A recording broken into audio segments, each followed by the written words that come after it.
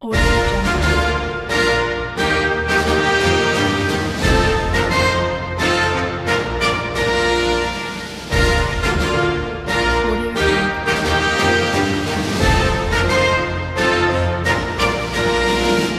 Assalamualaikum warahmatullahi wabarakatuh. Pada video kali ini saya akan menyajikan tentang belajar Python dari dasar ya. Dasar sekali. Pada video ini Anda tidak perlu mengetahui, jika Anda ingin belajar pada video ini, Anda tidak perlu mengetahui tentang programming atau dasar-dasar programming yang lain. Kita cukup mengetahui bagaimana caranya menggunakan kalkulator. Ayo, mari kita mulai. Pertama adalah kita belajar dari Python. Apa itu Python? Python adalah bahasa pemrograman ya, bahasa pemrograman yang diciptakan oleh Guido van Rossum. Terus kemudian dia adalah bahasa pemrograman yang script, jadi dia tanpa perlu dikompil lagi seperti bahasa C atau Java.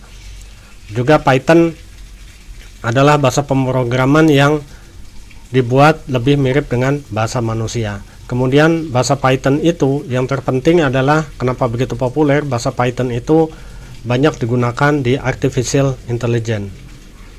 Mari kita mulai. Apa itu Python? Pertama kita install dulu Python. Untuk yang menggunakan Linux itu bisa ke software manager, kemudian install idle. Jadi Python sebetulnya sudah terinstall di Linux. Nah, kita tinggal menginstal idle. Idle itu adalah graphic user interface ya untuk programming Python agar kita melakukan pemrograman bisa lebih sederhana lagi dan tidak perlu kita langsung ke terminal editor. Oke, kalau kita udah install idle itu bisa langsung kita gunakan. Untuk yang menggunakan Windows itu mungkin bisa lihat di tutorial yang lain gitu bagaimana cara menginstal Python dan idle di Windows. Kita mulai menggunakan Python sebagai kalkulator. Pertama kita buka idle, kemudian kita lihat penjumlahan ya. 2 tambah 2 sama dengan 4 ya. Nah, di sini udah langsung. Terus kemudian berikut ini saya akan tampilkan operator matematik untuk Python ya, operator aritmatika. Pertama operator bintang-bintang. Itu artinya pangkat kalau dalam matematik. Contoh penulisannya 2 bintang-bintang 3. Itu sama dengan 2 pangkat 3 sama dengan 8. Terus kemudian ada modulus atau reminder. Itu kodenya persen ya, jenis operator persen, operasinya modulus atau reminder. Contohnya 22 modulus 8, artinya 22 dibagi 8 kan berarti 2 sisa 6 ya, artinya remindernya atau sisanya itu 6. Berarti kalau ada 22 persen 8 berarti yang diminta adalah sisanya yaitu 6. Kemudian integer division atau double, kayak pembagian double gitu, seperti terlihat pada gambar 22 strip double strip 8. Itu berarti 22 dibagi 8 sama dengan 2 ya, sama dengan 2. Jadi kan 16, jadi 22 dibagi 8 kan harusnya 8 kali 2 16 sisa 6 ya. Jadi 22 yang hanya bilangan bulat itu bisa dibagi, itu adalah 2 jika 22 dibagi 8. Terus kemudian division atau pembagian. Pembagian itu sama seperti aritmatika biasa, simbolnya juga. Jadi 22 dibagi 8 sama dengan 2,75. Kemudian perkalian. Perkalian itu simbolnya bintang tapi satu saja, tunggal. Itu adalah multiplication. Jadi contoh 3 bintang 5 berarti 3 kali 5 hasilnya 15. Kemudian pengurangan atau subtraction. Pengurangan itu sama dengan di aritmatika. Jadi 5 dikurangin 2 sama dengan 3. Kemudian penjumlahan, addition. Jadi 2 tambah 2 sama dengan 4. Itu sama dengan simbol di aritmatika pada matematik. Kita contoh ya, contoh soal di sini 2 tambah 3 bintang 6. Perhatikan di sini, ini juga prosedurnya sama dengan prosedur pada aritmatika. Jadi 3 bintang 6 atau 3 kali 6 dulu dioperasikan, yaitu 18 ditambah 2. Jadi hasilnya 20. Nah, kalau seandainya kita ingin menjumlahkan lebih dulu, 2 tambah 3 dulu, baru kemudian dikali 6, kita harus menambahkan tanda kurung di situ. Jadi tanda kurung 2 tambah 3, tanda kurung lagi, berarti itu dijumlahkan. Jadi sama dengan 5. 5 dikali 6 sama dengan 30, seperti itu. Dan untuk perkalian seperti terlihat pada gambar ya, seperti ini ya. Terus kemudian untuk pangkat, contoh 2 bintang-bintang 8, itu berarti 2 pangkat 8 atau 256. Untuk pembagian tetap sama ya. Terus kemudian di sini ada pembagian bilangan bulat. Contoh 23 di strip double strip 7. Berarti kan harusnya kan 21 dibagi 3 dibagi 7 3 ya. Nah, ini berarti hanya bilangan 3-nya saja ya, yang komanya itu tidak dihitung. Kemudian contoh 23% 7. Nah, jadi 23 kan sisanya ada 2. 23 dibagi 7 kan sama dengan 3, sisa 2. Nah, 2-nya itu yang disebutkan justru. Terus kemudian kita juga bisa menjumlahkan, tapi ada space di situ ya. Space itu tidak berpengaruh. Jadi contoh 2, space-nya agak panjang, plus space lagi, terus 2. Hasilnya sama dengan 4, seperti itu. Terus kemudian ini ada aritmatik biasa ya, 5 dikurangi 1, terus dikalikan dengan ya, di sini ada tanda kurung ya, seperti itu. Itu hasilnya, itu sistem operasinya sama dengan yang ada di aritmatika. Terus saya akan melanjutkan, coba kamu perhatikan ada tipe-tipe data. Jadi dalam Python itu kita mengenal ada 3 tipe data. Pertama, integer atau bilangan bulat. Integer itu terdiri dari minus, bilangan bulat minus, 0, dan bilangan bulat plus. Kemudian floating point. Floating point itu adalah bilangan real atau kita kenal bisa bilangan pecahan, seperti itu. Terus kemudian ada lagi tipe data string. Tipe data string itu dalam Python tidak dibedakan seperti kayak bahasa C atau Java ya. Jadi artinya string itu bisa berupa 1 karakter, 2 karakter, 3 karakter, 4 karakter, dan seterusnya. Kalau dalam Java ataupun dalam bahasa C itu dibedakan, satu karakter itu namanya itu karakter. Terus kemudian lebih dari 1 karakter kita menyimpannya, tipe data itu digolongkan dalam strings. Nah, bagaimana ketiga tipe data ini? Berikut ini adalah tabel yang ditampilkan data tipe data dan contohnya ya. Ada integer seperti terlihat di sini, -2, -1, 0, 1, 2, dan seterusnya. Ada floating point numbers atau bilangan pecahan atau float atau bilangan float. Itu ada -1,25, minus bla bla bla bla, dan seterusnya. Seperti itu. Terus kemudian ada lagi bentuk data string. String itu bisa harus dituliskan dalam bentuk single quote gitu. Ada tanda kutip tunggal seperti A, dan lain sebagainya. Atau bisa dituliskan dengan tanda kutip ganda. Gitu. Jadi ini tidak seperti di bahasa C ataupun Java. Di bahasa C atau Java itu tanda kutip single itu digunakan untuk karakter dan tanda kutip ganda digunakan untuk strings. Kemudian tipe data string itu bisa dijumlahkan dengan sesama string. Contoh di sini ya, ada Alice ditambah Bob, maka hasilnya Alice Bob, seperti itu.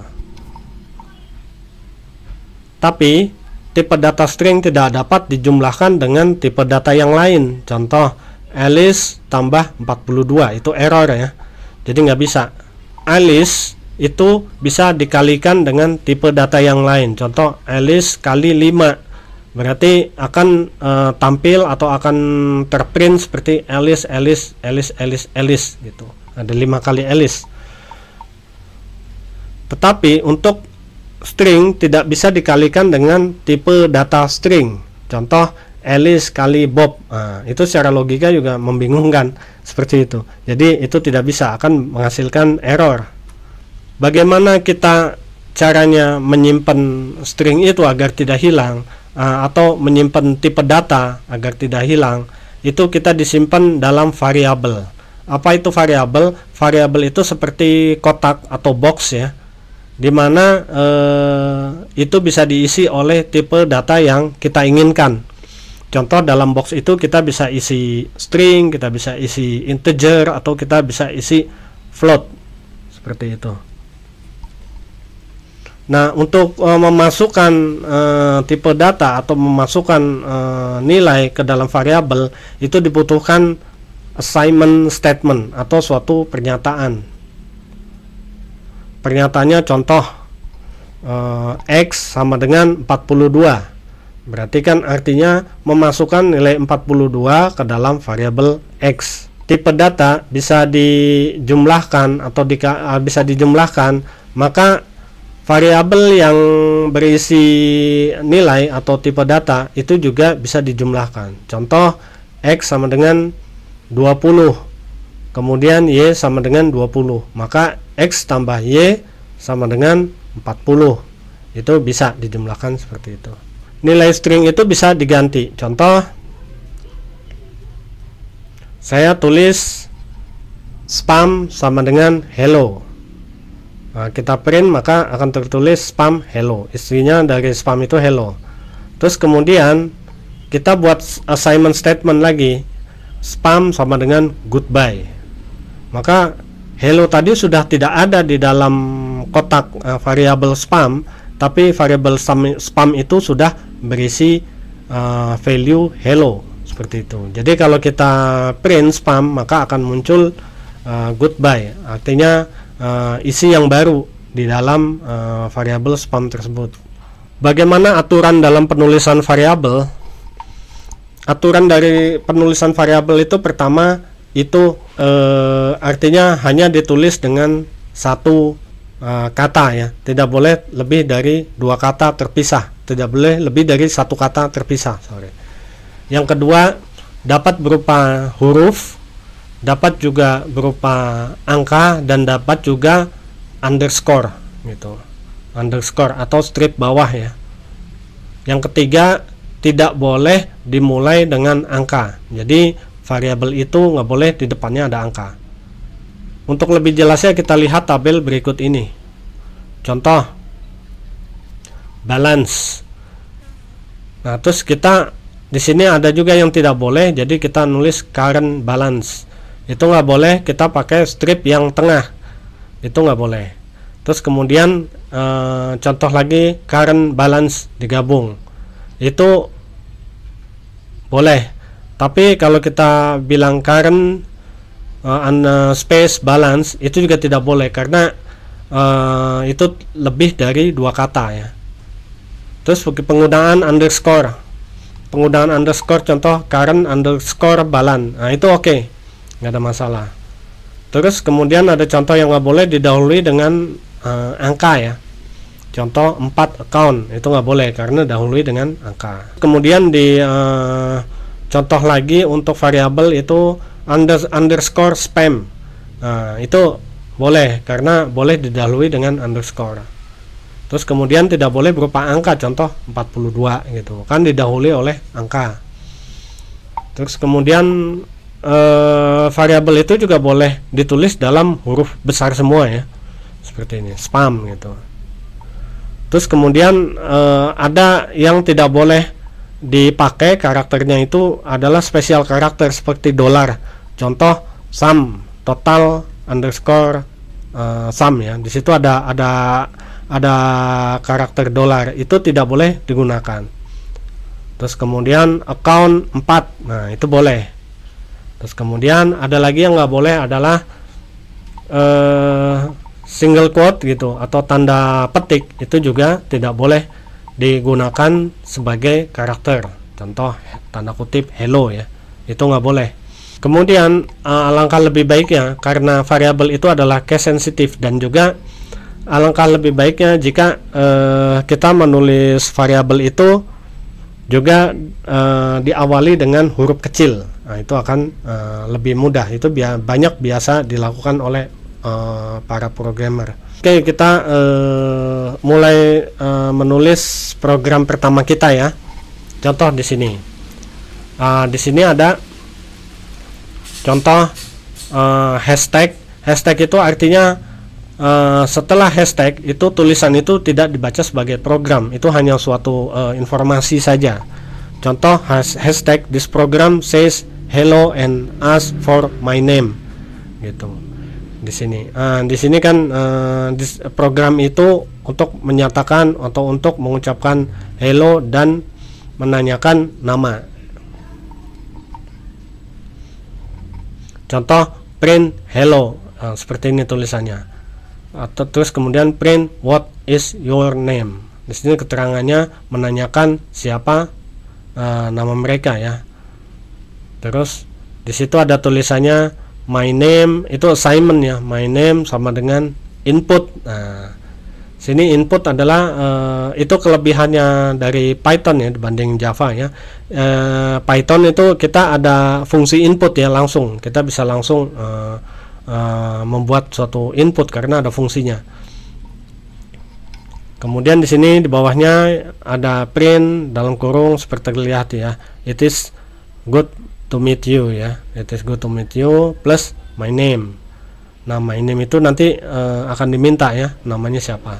Terus print the length of your name is gitu. Terus kemudian print len my name. Nah, saya akan jelaskan nanti yang dimaksud dengan len itu apa.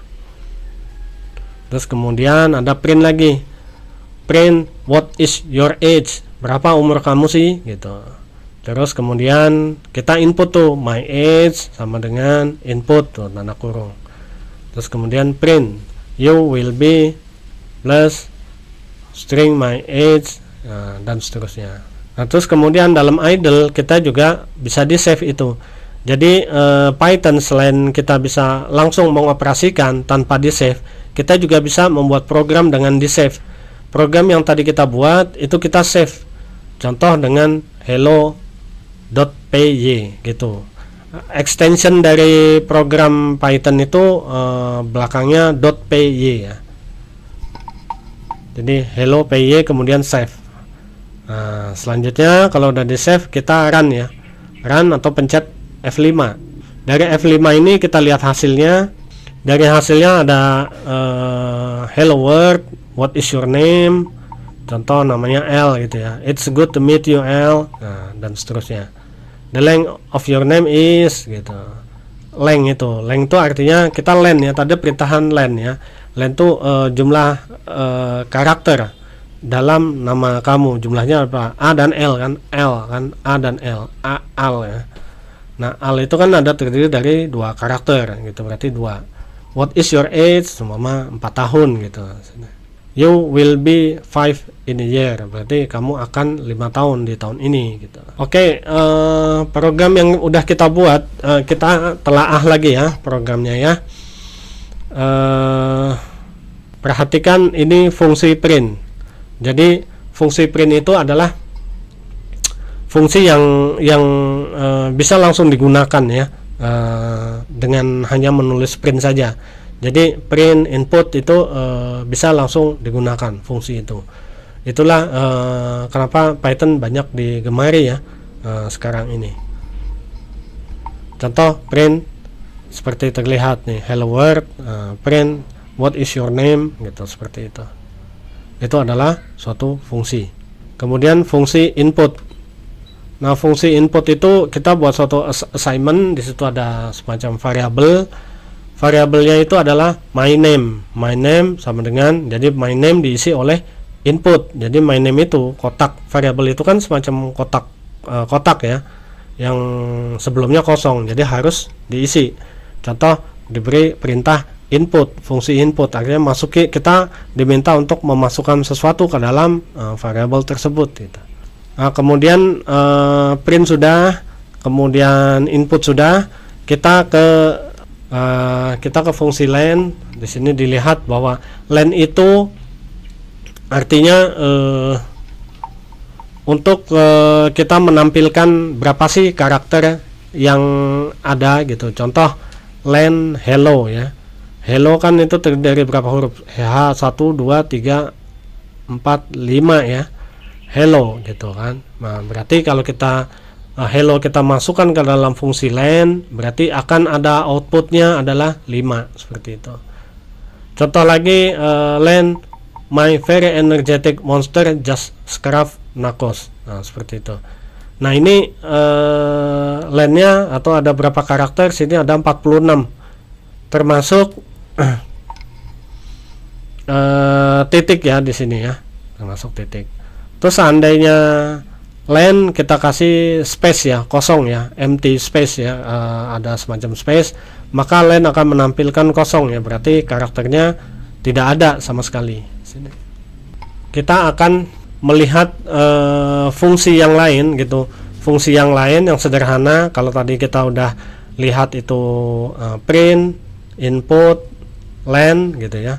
Nah, di sini ada fungsi lain namanya fungsi string, fungsi integer, dan fungsi float.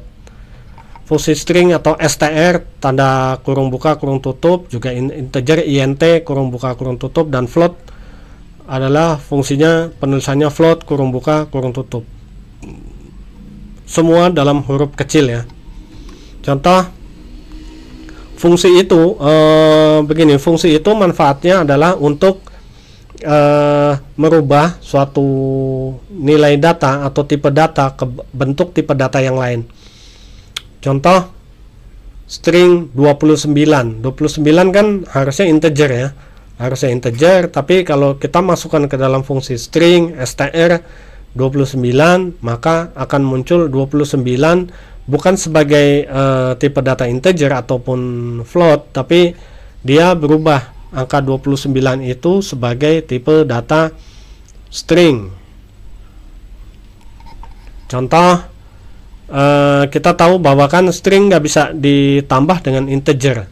Jadi kalau kita ingin menulis I am 29 years old, kita harus merubah 29-nya itu ke dalam string. Jadi seperti ditulis sebagai berikut, print I am gitu kan plus str 29. Jadi 29-nya itu dirubah menjadi string terlebih dahulu. Demikianlah video pertama dari belajar Python dari dasar. Pada video berikutnya kita akan lanjutkan dengan topik looping dan if else. Sampai ketemu di video berikutnya. Jangan lupa like, subscribe, and comment. Wassalamualaikum warahmatullahi wabarakatuh.